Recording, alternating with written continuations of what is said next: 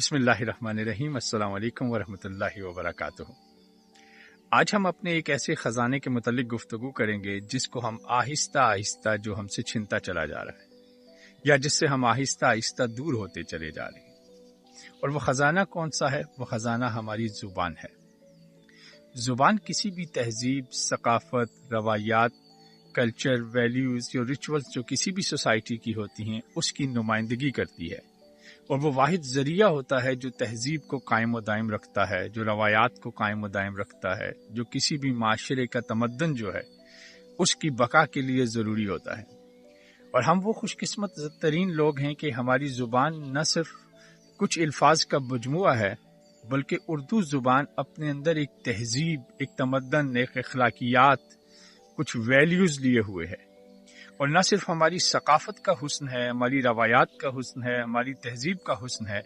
بلکہ یہ زبان ہمارے مذہب اور ہمارے دین کو بھی بہترین اور اعلیٰ طریقے سے پیش کرتی ہے۔ اس کی وہ تمام خوبصورتیاں، وہ تمام خوبیاں، وہ تمام ویلیوز جو ایک مذہب ہمیں دینا چاہتا ہے یا جو دین ہمیں سکھانا چاہتا ہے، وہ تمام چیزیں یہ زبان ہمیں دیتی ہے۔ اور زبان کا جب ہم اپنی زبان کا استعمال چھوڑ دیتے ہیں اور ہم اپنے آنے والی نسلوں کو اس زبان سے دور کر دیتے ہیں، تو دراصل ہم اپنے آنے والی نسلوں کو اپنی تہذیب، اپنی روایات اور اپنی ان ویلیوز سے دور کر دیتے ہیں جن ویلیوز کی بنیاد پر ہمارا سماج قائم ہوتا ہے، ہماری معاشرت قائم ہوتی ہے، ہماری اخلاق کی بنیاد قائم ہوتی ہے یا ہماری اخلاق کی عمارت کھڑی ہوتی ہے۔ یا یوں سمجھیے کہ جب ہم اپنی آنے والی نسلوں سے اپنی زبان کو چھینتے ہیں تو دراصل ہم ان سے جذبات اور احساسات کی ایک ایسی دنیا چھین لیتے ہیں ان سے کہ جو آگے چل کے نہ صرف ان کے لیے جذباتی اور احساساتی طور پر محرومیوں کا شکار کرتی ہے، بلکہ کسی نہ کسی مقام پر جا کے ان سے ان کی شناخت بھی چھین لیتی ہے، ان کی خود اعتمادی بھی چھین لیتی ہے۔ انہیں خبر نہیں ہوتی کہ وہ کس سوسائٹی کو ریپرزینٹ کر رہے ہیں، کس معاشرے کو ریپرزینٹ کر رہے ہیں، ان کی طاقت کیا ہے۔ اور اسی لیے زبان صرف موڈ آف کمیونیکیشن نہیں ہے ہمارے لیے، زبان ہمارے لیے ہماری تہذیب، ہماری روایات، ہماری اخلاقیات، ہمارے ادب اور ہمارے معاشرے کا حسن ہے۔ جب ہم اپنے بچوں کو اپنی زبان سکھاتے ہیں تو غیر محسوس انداز سے ہم اپنے بچوں کو وہ تمام تہذیب اور وہ تمام روایات منتقل کر رہے ہوتے ہیں، احساسات کی وہ دنیا منتقل کر رہے ہوتے ہیں جو دراصل کسی بھی معاشرے یا کسی بھی سماج کو قائم رکھنے کے لیے اور اس کی ویلیوز کو قائم کرنے کے لیے ضروری ہے۔ یاد رکھیے کہ بچے نے بچپن سے جس زبان کے اندر اپنے احساس کا اظہار کرنا سیکھا ہوتا ہے، وہی تہذیب اور وہی روایات اس کے لیے آسان ہوتی ہیں، اسی طریقے سے اس کو جذبات کو اظہار کرنے میں اس کے لیے آسانی ہوتی ہے۔ تو اگر آپ اپنے بچے کو اپنی زبان نہیں سکھائیں گے، اس سے اپنی زبان نہیں بولیں گے، تو پھر کیا ہوگا؟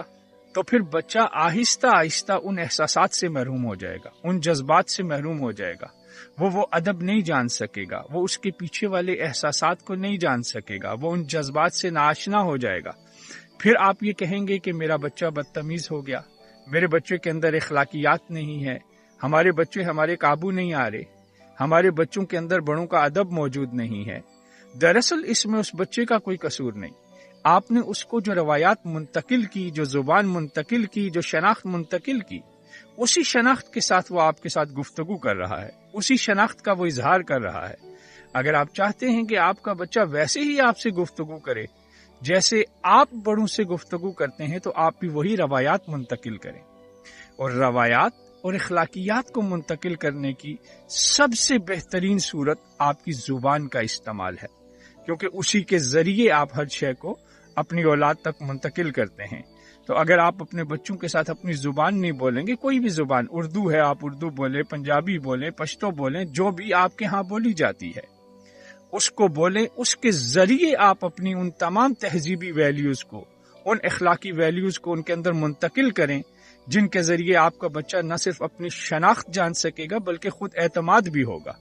کیونکہ کسی بھی فرد کے اعتماد کے لیے، خود اعتمادی کے لیے ضروری ہے کہ اس کی اپنی پرسنل آئیڈینٹی جو ہے، اس کی شناخت جو ہے، اس کے اوپر اس کا کانفیڈنٹ اور اس کے اوپر اس کی طاقت کا قائم ہونا وہ ضروری ہے۔ تو لہٰذا ضروری ہے ہم اپنے بچوں کے ساتھ اس زبان کو بولیں جو زبان ان کے اندر نہ صرف خود اعتمادی پیدا کرے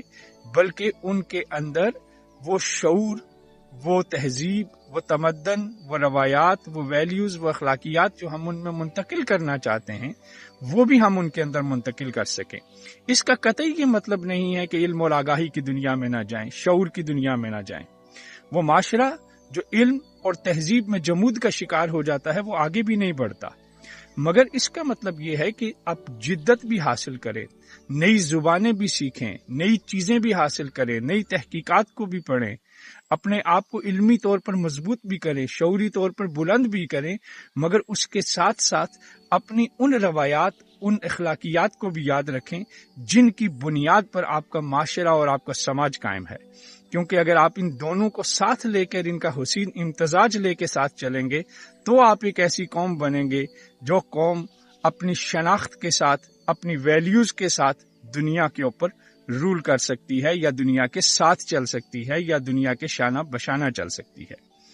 تو اس لیے ضروری ہے کہ آپ اپنے گھروں میں اپنی زبان بولیں، بچوں کے ساتھ آپ اپنے احساسات کا اظہار کریں، اور ان کو بھی احساسات کے اظہار اور جذبات کے اظہار کی وہ تمام صورتیں سکھائیں جو آپ نے سیکھی ہیں، تاکہ کل کو ان کے اور آپ کے درمیان فاصلہ قائم نہ ہو، اخلاقی فاصلہ قائم نہ ہو، تہذیبی فاصلہ قائم نہ ہو،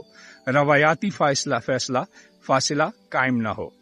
تو جب چیزیں اکٹھی چلیں گی تو ہی ایک اچھا سماج تخلیق ہوگا، ایک اچھا گھر تخلیق ہوگا، اور ماں باپ، اولاد اور معاشرے کے درمیان ایک حسین اور خوبصورت تعلق بھی قائم ہوگا۔ اللہ تعالی ہم سب کے لیے خیر کو آسان فرمائے۔ بہت شکریہ۔ السلام علیکم ورحمۃ اللہ وبرکاتہ۔